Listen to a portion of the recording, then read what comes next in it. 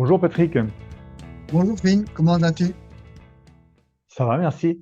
Je voulais parler un peu de libre-échange avec toi parce que je me rends compte, je pense que tu as peut-être la même expérience, mais je me rends compte que nous sommes encore dans une société, après des centaines d'années, c'est quand même étrange, hein, nous sommes toujours dans une société où la plupart des gens ne sont pas convaincus des bienfaits du libre-échange.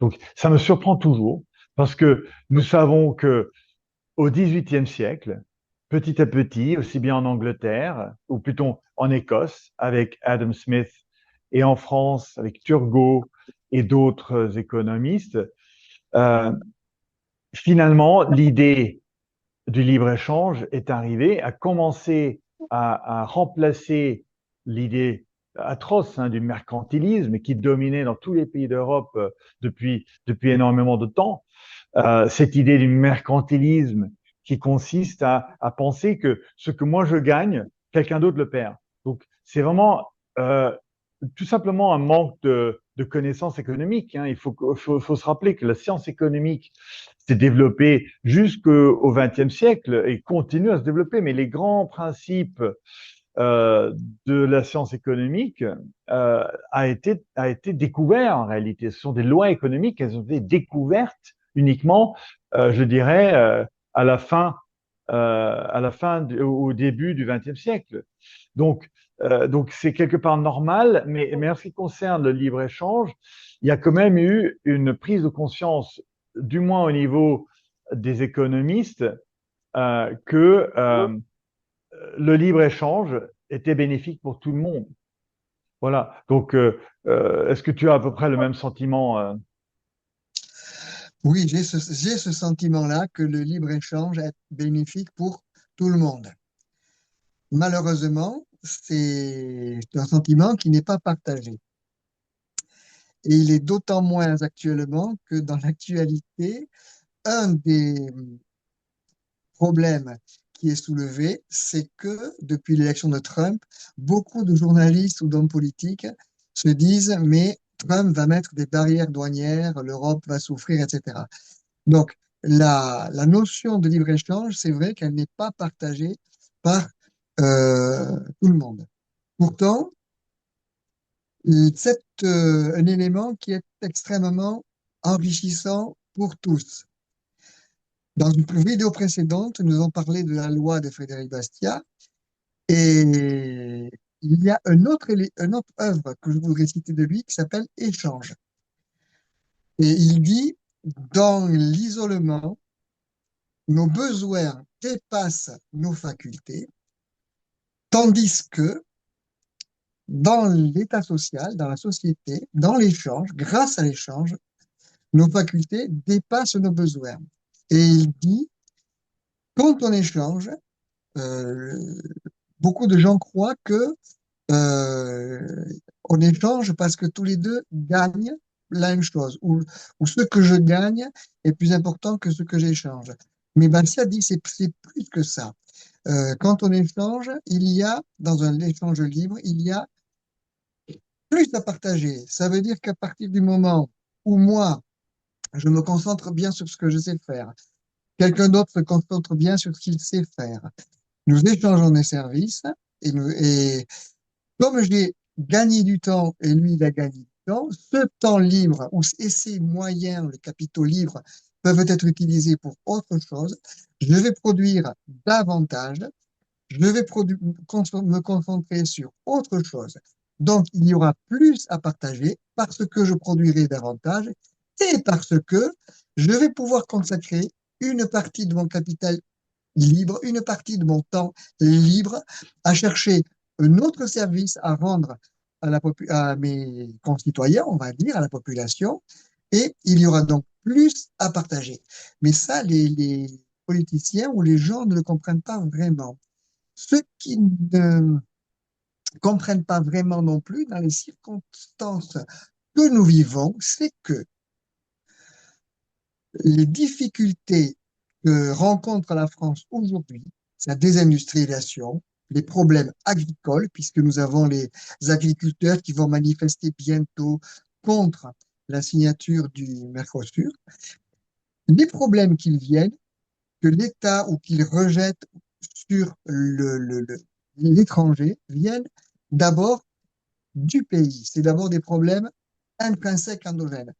Quand on regarde les choses, c'est l'État français qui rend l'industrie française non compétitive, avec des règlements à n'en plus finir, avec des taxes et des impôts à n'en plus finir, avec des mesures qui cassent les pieds aux entrepreneurs à n'en plus finir. Et c'est pareil pour les agriculteurs.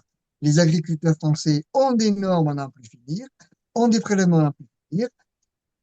Pour faire passer la pilule, on dit qu'il y a une aide européenne, mais la vérité, c'est que si on veut que les agriculteurs puissent, ou les industriels, ou les entrepreneurs français, ou l'économie française puissent, on va dire, affronter, puissent proposer des services à des pays étrangers de manière compétitive, il faut que l'État français cesse de leur casser les pieds. Parce qu'en fait, ce que devraient dire les industriels, les entrepreneurs, les agriculteurs, c'est laissez-nous tranquilles, laissez-nous bosser. C'est pas ça qu'ils disent. Ils disent, vous nous cassez les pieds, faites en sorte que l'État qui nous concurrence casse les pieds de nos concurrents de la même manière.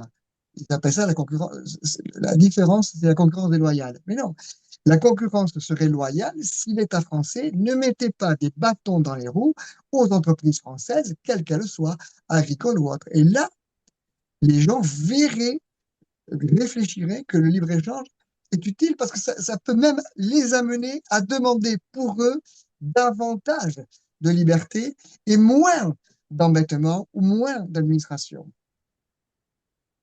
Oui, et quand tu dis ça, ça me fait penser justement à cette fameuse phrase qui a été développée en France, à nouveau, hein, c'est souvent la France qui est derrière cette économie libérale. Et c'est ça qui est tellement tragique quand on voit la situation de la France aujourd'hui. Mais néanmoins, donc je parle de cette phrase laisser faire, laisser passer. Et cette dernière partie, c'est justement le laisser passer. Et ceci vient de 1752, hein. On parle de quelque chose qui a été compris par une bonne partie ou par, disons pas une bonne partie, mais par certains des penseurs économiques de l'époque, il y a plus de 200 ans, hein. Donc c'est quand même tragique ce qui se passe aujourd'hui dans le monde quand on voit effectivement toutes les discussions qui ont lieu concernant les barrières douanières qui doivent être érigées à droite, à gauche, ou qui sont érigées parce que pour des raisons politiques, nous souhaitons ne plus acheter d'un pays, par exemple la Russie, mais ça vaut également dans d'autres domaines. Euh, mais je voulais juste revenir un petit peu sur le passé. Cette expression de Bastia, elle est très très bien, hein. Je la trouve très bien quand il dit justement que nos besoins, dans ce cas, excèdent nos facultés. Et c'est ça qui est tellement juste dans cette expression où, avec une coopération entre différentes personnes, nous arrivons à avoir plus de besoins et d'assouvir ces besoins qui sont très largement supérieurs à ce que nous sommes capables, avec nos propres facultés, de réaliser. Donc, je pense que c'est une très jolie manière de Bastia d'exprimer cette richesse qui est intrinsèque dans le libre-échange. Je voulais juste ajouter quelques points supplémentaires, c'est que donc il y a la partie donc théorique qui a été, je dirais, élaborée et comprise au 18e. Ensuite, nous avons eu donc petit à petit, les économies sont libéralisées au 19e siècle, les tarifs douanières ont baissé énormément, même le Royaume-Uni avait zéro tarif douanière pendant une certaine période.